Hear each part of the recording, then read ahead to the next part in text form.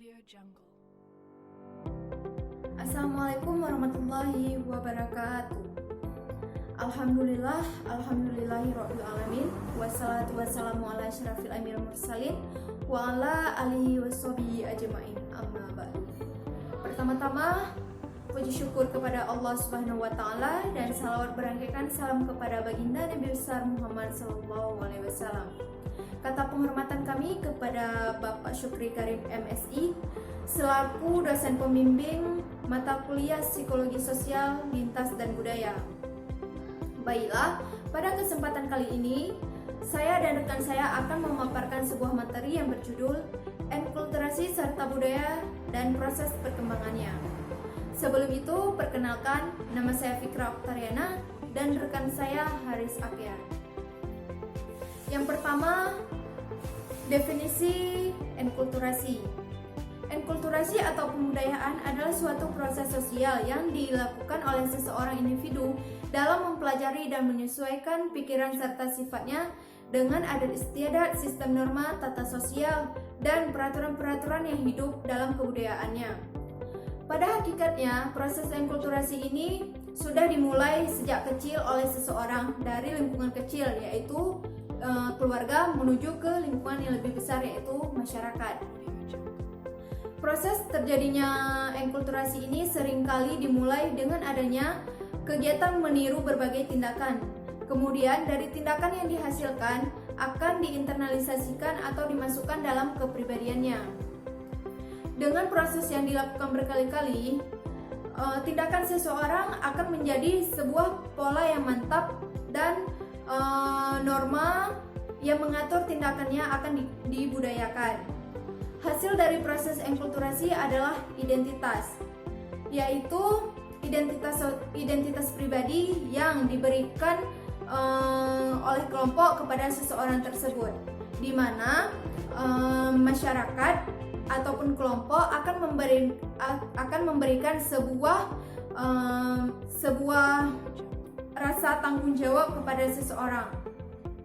Proses enkulturasi mempunyai dua aspek utama, yaitu formal dan informal, di mana aspek formal ini diberikan atau disalurkan melalui lembaga pendidikan, yaitu sekolah, sedangkan aspek informal akan diberikan atau disalurkan oleh lingkungan keluarga ataupun teman. Baik, saya lanjutkan. Media enkulturasi. Ada beberapa macam media enkulturasi. Yang pertama, keluarga. Keluarga merupakan salah satu sistem terpenting dalam mempertahankan atau mengembangkan kebudayaan dalam suatu kelompok. Pada awalnya, seseorang anak yang lahir akan melalui proses sosialisasi dalam keluarga batinnya. Pada masa inilah seseorang anak akan mengenal lingkungan sosial ataupun kebudayaannya, serta mengenal anggota-anggota keluarga lainnya.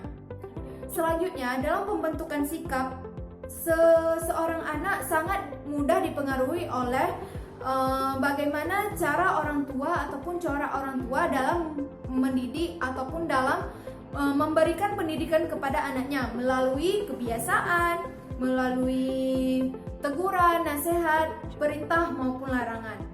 Yang kedua, lingkungan masyarakat. Lingkungan masyarakat mempelajari bagaimana norma-norma dengan cara menerima ataupun mengoreksi sebuah pendapat yang diajukan. Karena pada saat itu banyak pergaulan ataupun banyak lingkungan yang berbeda-beda. Yang ketiga adalah pendidikan.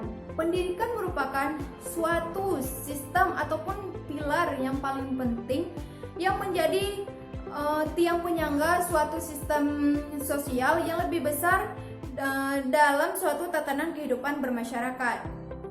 Dalam hal ini, pendidikan merupakan transformasi nilai-nilai budaya dan penguatan ikatan sosial. Melalui pendidikan, kemampuan kognitif dan daya intelektual seseorang akan ditumbuh kembangkan dengan baik. Kemampuan kognitif dan daya intelektual seseorang itu sangat penting untuk mengenal dan memahami konsep kebudayaan masyarakat yang sedemikian beragam dan unik. Untuk pemaparan materi selanjutnya akan dilanjutkan oleh rekan saya Haris Akyar. Kepada Haris Akyar saya persilahkan. Terima kasih. Saya akan lanjutkan presentasinya, yaitu mengenai fungsi dan manfaat enkulturasi. Yaitu yang pertama, sosialisasi nilai fungsi. Sosialisasi merupakan fungsi untuk mengajarkan dan memperkenalkan nilai-nilai kebudayaan. Yang kedua, ada identitas sosial melalui berenkulturasi yang digunakan untuk menyatakan identitas sosial perilaku. Ini dinyatakan itu melalui tindakan bahasa baik secara verbal dan non-verbal. Dari perilaku berbahasa itulah dapat diketahui identitas diri maupun sosial. Misalnya, dapat diketahui asal-usul suku bangsa, agama maupun tingkat pendidikan seseorang. Selanjutnya adalah dampak dari kegagalan enkulturasi tersebut. Apabila terjadi kegagalan dalam proses enkulturasi, maka seseorang individu akan tampak canggung dan kaku dalam bergaul dalam masyarakat. Ia akan lebih menghindari norma dan aturan yang berlaku dalam masyarakat sehingga hidupnya penuh konflik. Yang selanjutnya yaitu proses terjadinya enkulturasi tersebut. Mula-mula diri orang di dalam lingkungan keluarganya, kemudian dari teman-teman bermain dengan berkali-kali meniru. Tindakannya menjadi suatu pola yang mantap dan norma mengatur tindakannya dibudayakan. Meski pada awalnya kita belum mampu untuk mengucapkan kata-kata tersebut dengan sempurna, orang tua senantiasa mencontohkan dan mengajari kita bertutur bahasa dengan benar dan baik.